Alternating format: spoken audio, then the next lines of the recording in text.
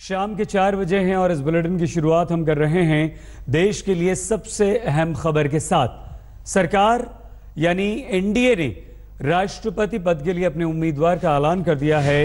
ये बड़ी खबर इस वक्त आ रही है और ये बड़ी खबर बिहार के गवर्नर को राष्ट्रपति उम्मीदवार बनाया है। बिहार के राज्यपाल रामनाथ कोविंद होंगे राष्ट्रपति पद के एनडीए के उम्मीदवार। प्रधानमंत्री नरेंद्र मोदी ने रामनाथ कोविंद के नाम पर मोहर लगाकर अपना रामबाण चल दिया है, क्योंकि इस एक तीर से मोदी ने देश के दलितों, विपक्षी दलों और यहां तक कि बिहार के विधानसभा चुनाव तक को साधने की कोशिश की है। हालांकि कांग्रेस समेत तमाम विपक्षी दलों ने सरकार पर सवाल उठा दिए हैं। विपक्ष का कहना है कि सरकार ने सलाह मशवरा किए बगैर नाम का ऐलान कर दिया है और ये नाम का ऐलान एक तरफा है। अब कांग्रेस सभी विपक्षी दलों के साथ बातचीत करके ये फैसला लेगी।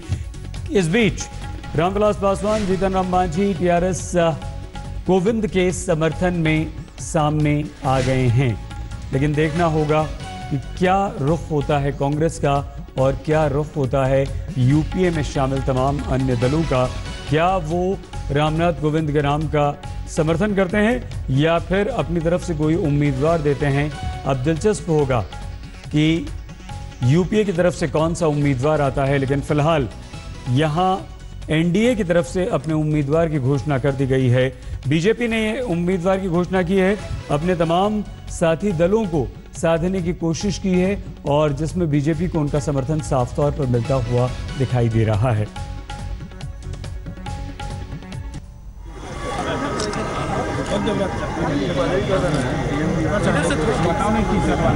राष्ट्रपति पद के लिए एनडीए की तरफ से जो घोषित उम्मीदवार है उस पर कांग्रेस पार्टी अभी कोई टिप्पणी नहीं करना चाहता है।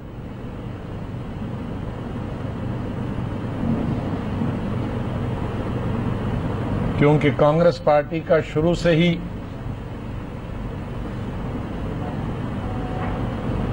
ये निर्णय रहा है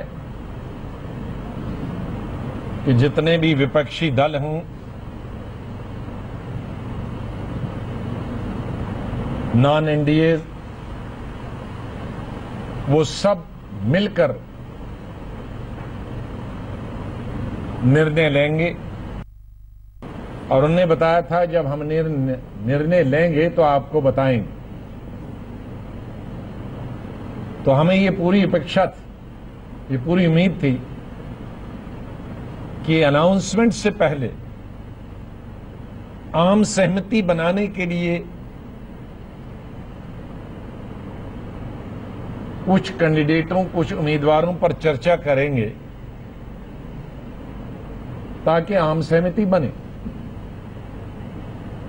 ये ठीक है कि सरकार ने कुछ लीडरों को और हमारे कांग्रेस प्रेसिडेंट और मनमोहन सिंह जी को टेलीफोन पे बताया, लेकिन सिर्फ निर्णय करने के बाद सिर्फ नाम का ऐलान होते ही प्रधानमंत्री नरेंद्र मोदी ने ट्वीट किया है। वो ट्वीट क्या है? कानून के क्षेत्र में रामनाथ कोविंद के शानदार अनुभव के साथ संविधान को लेकर उनकी जानकारी और समझ का फायदा देश को मिलेगा। मुझे पूरा विश्वास है कि श्री रामनाथ कोविंद अभूतपूर्व राष्ट्रपति सिद्ध होंगे और गरीब, दलितों, पिछड़ों की आवाज को और आगे बढ़ाएंगे।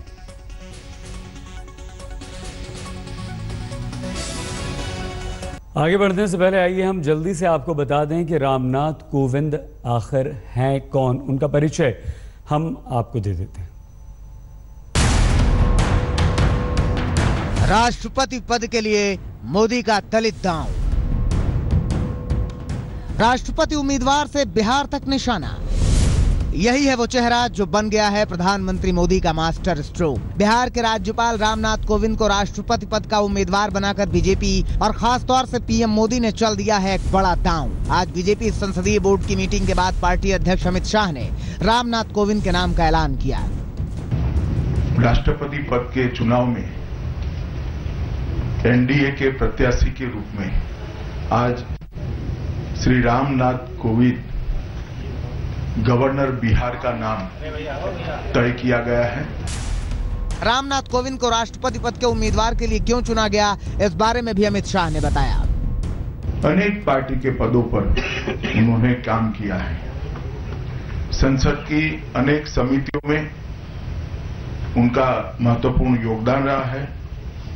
विशेष रूप से विद्यार्थियों के लिए, समाज के पिछड़े वर्गों के लिए, दलित और दबे कुचलों के लिए हमेशा वो संघर्ष करते रहे। यानी अब रामनाथ कोविंद देश के दूसरे दलित राष्ट्रपति बन सकते हैं। रामनाथ कोविंद अभी बिहार के राज्यपाल हैं। रामनाथ कोविंद पिछली बीजेपी सरकार में सुप्रीम कोर्ट के जूनियर काउंसलर के पद पर रहे थे। 1977 में जनता पार्टी सरकार में कोविंद प्रधानमंत्री मोरारजी देसाई के निजी सचिव रह चुके हैं। कोविंद बीजेपी अनुसूचित मोर्चा के राष्ट्रीय अध्यक्ष और प्रवक्ता भी रह चुके हैं। रामनाथ कोविंद यूपी से 2 बार राज्यसभा सांसद भी रह चुके हैं। कोविंद ने 2 बार बीजेपी से लोकसभा चुनाव भी लड़ा, लेकिन दोनों बार उन्हें हार का सामना करना पड़ा। 1990 में घाटमपुर और 2007 में भोगनीपुर सीट से वो चुनाव हारे। रामनाथ कोविंद कानपुर देहात के झींझक कस्बे के रहने वाले हैं। आईएएस एलाइट सेवा को छोड़कर कोविंद ने दिल्ली हाईकोर्ट में वकालत से करियर की शुरुआत की थी। रामनाथ कोविंद बीजेपी का बड़ा दलित चेहरा है। इससे पहले के.आर. नारायणन देश के पहले दलित राष्ट्रपति थे। कोविंद के सहारे मोदी ने जहां एक और दलित समाज को बीजेपी के हक में लाने का दांव चला, वहीं बिहार के राज्यपाल को राष्ट्रपति पद का उम्मीदवार बनाकर बिहार से जुड़े सियासी विरोधियों को भी अपने हक में लाने की कोशिश की और बिहार के अगले विधानसभा चुनाव के लिए भी चल दिया दांव। हिमांशु मिश्रा और अशोक सिंघल के साथ आज तक ब्यूरो।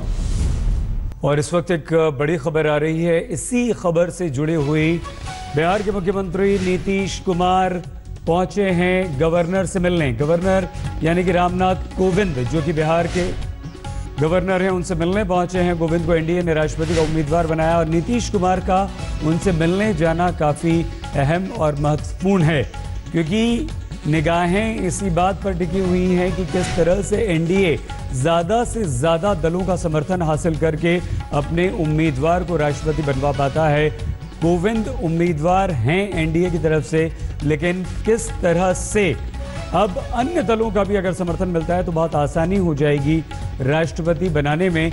लेकिन नीतीश कुमार इस वक्त गवर्नर से मिलने, जो कि रामनाथ कोविंद राज्यपाल हैं बिहार के, उनसे मिलने पहुंचे हैं। और ये तस्वीरें हम आपको सीधी तस्वीरें दिखा रहे हैं। बिहार के मुख्यमंत्री नीतीश कुमार रामनाथ कोविंद से मिलने पहुंचे हैं। लेकिन अब इस मुलाकात को इसलिए महत्वपूर्ण माना जा रहा है कि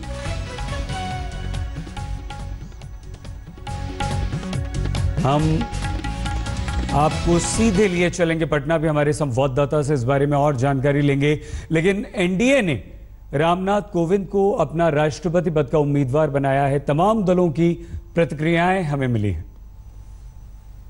राष्ट्रपति में जो क्षमता होनी चाहिए वो सारी की सारी क्षमता रामनाथ कोविंद जी में है। बिहार के गवर्नर हैं, 3 साल से चला रहे हैं, उनको जानते हैं।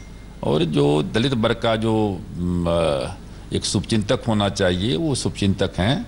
और हम प्रधानमंत्री जी को बहुत बहुत धन्यवाद देना चाहते हैं कि प्रधानमंत्री जी ने जो ऐतिहासिक फैसला लिया है और जो समाज के दबे कुचले वर्ग के लोग हैं उनके प्रति जो उन्होंने विश्वास जगाने का काम किया है, लोक जनशक्ति पार्टी इसके लिए उनके प्रति आभार व्यक्त करती है। देखिए, कोई भूमिका अब तक हमने निर्णय नहीं लिया है। नंबर 1, अभी भारतीय जनता पार्टी के राष्ट्रीय अध्यक्ष अमित शाह जी का फोन उद्धव ठाकरे साहब को अभी गया है, दोनों की बातचीत हो गई। जो निर्णय लिया है बीजेपी पार्लियामेंट्री पार्टी की मीटिंग में और जो नाम तय किया है रामनाथ कोविंद जी का, उस बारे में अमित शाह जी ने उद्धव जी को पूरी जानकारी दी है और समर्थन मांगा है।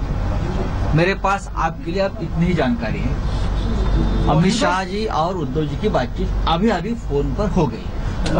जब वो पहले आए थे, राजनाथ सिंह जी और वेंकैया नायडू जी प्रधानमंत्री और बीजेपी अध्यक्ष के संदेशा लेकर उन्होंने कहा था कि हम चाहेंगे कि सामूहिक तरीके से राष्ट्रपति का चुनाव हो। इसमें कोई दो राय नहीं है, अगर ये हो सकता तो अच्छी बात है। हमने कहा बताइए कौन है आपके प्रतिनिधि। उसका जवाब उनके पास उस समय नहीं था।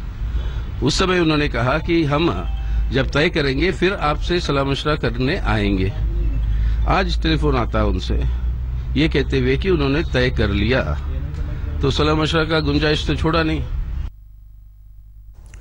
और एक और बड़ी खबर इस वक्त आ रही है, मीरा कुमार हो सकती हैं विपक्ष की उम्मीदवार राष्ट्रपति पद की, और इस पर विचार चल रहा है। सूत्रों के हवाले से खबर आ रही है कि यूपीए मीरा कुमार को अपना उम्मीदवार बना सकता है। तो मीरा कुमार अब विपक्ष की तरफ से उम्मीदवार हो सकती हैं, यानी ये कि रामनाथ कोविंद को अगर एनडीए ने अपना उम्मीदवार बनाया है तो यूपीए की तरफ से मीरा कुमार उम्मीदवार हो सकती हैं। और बिहार के राज्यपाल रामनाथ कोविंद के नाम को लेकर विपक्षी सदस्य अपने पत्ते नहीं खोल रहे थे। हालांकि व्यक्तिगत तौर पर कई नेताओं की प्रतिक्रियाएं हमें मिली थी। समाजवादी पार्टी ने भी ये कहा था कि दलित समुदाय के क्योंकि रामनाथ कोविंद हैं इसलिए हम अभी उन पर कोई टिप्पणी नहीं करेंगे। लेकिन दलित के जवाब में विपक्ष ने अब दलित जवाब दिया है। मतलब ये कि रामनाथ कोविंद के जवाब में मीरा कुमार विपक्ष की तरफ से राष्ट्रपति पद की उम्मीदवार हो सकती हैं।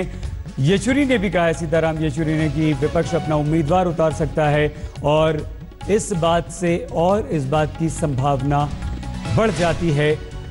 रीमा पराशर हमारी संवाददाता इस वक्त हमारे साथ फोन लाइन पर जुड़ चुकी हैं। रीमा, कितनी संभावना मीरा कुमार की, और ये क्या सिर्फ विपक्ष की तरफ से, यूपीए की तरफ से भी एक दलित कार्ड है, जवाब है रामनाथ कोविंद का?